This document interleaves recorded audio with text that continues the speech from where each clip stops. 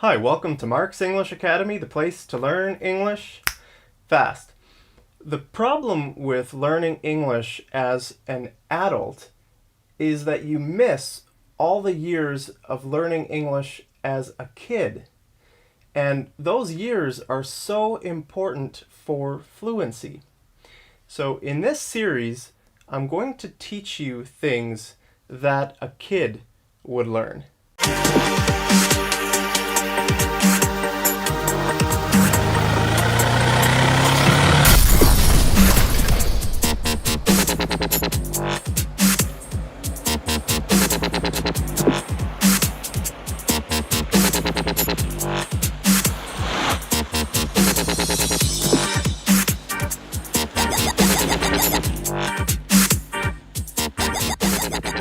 Kids love stories.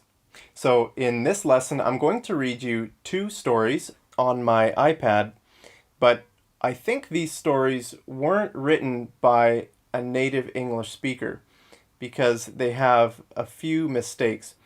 But I'll show you where those mistakes are when we read the story. If you've written a children's story, then send it to me and I'll edit it for free. And also, I'll read it in one of my future lessons to help you get a little bit more popular as an author. But now let's dive into these stories. So this app is called Stories for Children, and it has two free stories: The Hare and the Tortoise, and The Ant and the Grasshopper. The rest of the stories you have to pay for.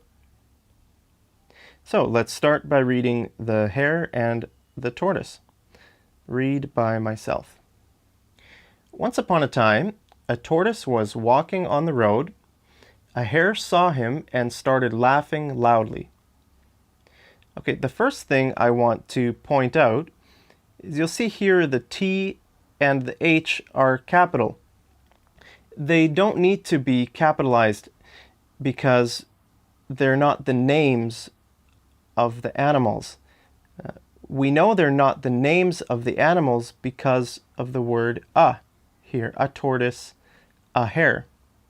If they were the names, then they should be capital and we wouldn't have the word a here. It's very common in children's stories for the names of the animals to be what they're called. So it would be, his name would be Tortoise, and his name would be Hare. So once upon a time, Tortoise was walking on the road. This word here, on, it would sound better if it was along or down. Tortoise was walking down the road, or Tortoise was walking along the road. A hare saw him and started laughing loudly. Ha ha ha! Look at you. You are so slow, said the hare on seeing the slow pace of the tortoise. The tortoise got angry and challenged the hare to a race.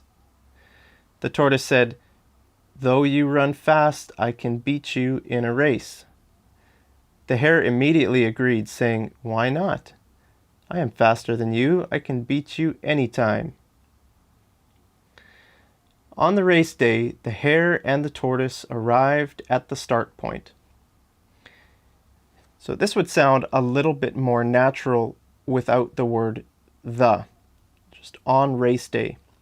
Or on the day of the race, the hare and the tortoise arrived at the start point.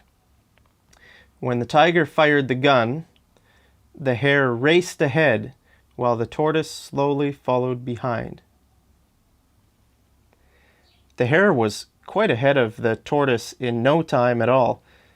He saw that the tortoise was walking slowly far behind him. The hare became very happy.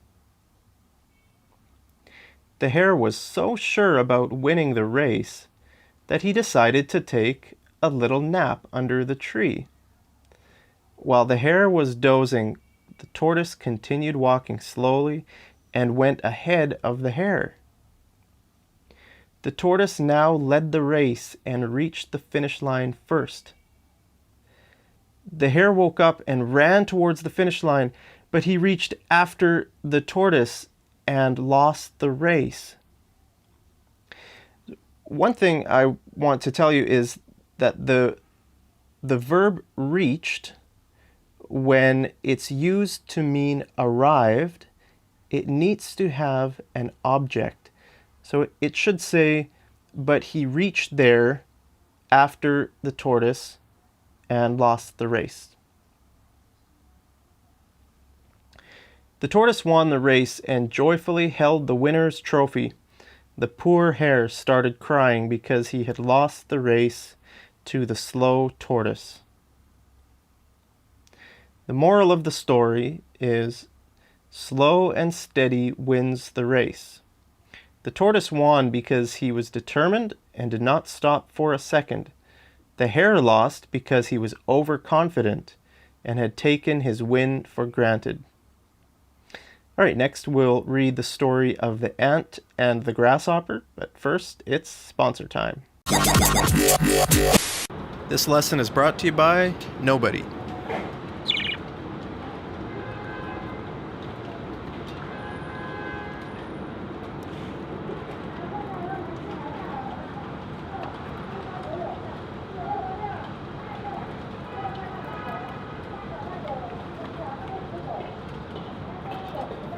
Instead of watching my budgies eat birdseed, you could be watching me promote your product or service.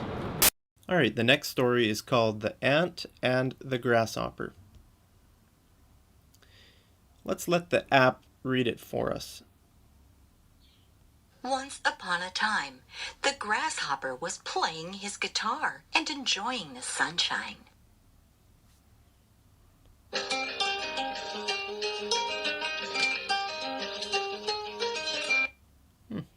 I didn't know grasshoppers were that good at playing guitar.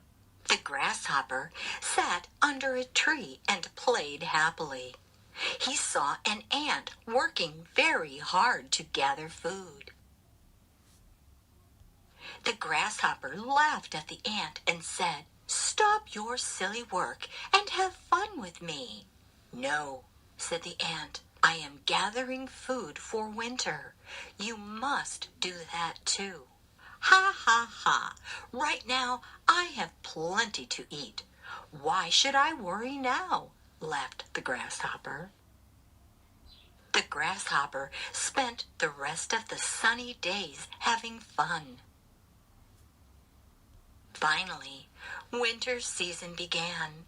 The grasshopper shivered in the cold and had nothing to eat. Everything was buried under the snow. The hungry grasshopper could not find anything to eat. He went to the ant's house and knocked. The ant opened the door. The grasshopper cried, "I am hungry. I cannot find anything to eat." The ant felt pity on him. The ant called the grasshopper inside and gave him food. The grasshopper ate happily and promised the ant that he will never waste time before winter. Moral: be responsible and prepare for days of necessity. Alright, if you like children's stories like I do, then click on the like button right down there, and I'll see you over in the next lesson. Take care.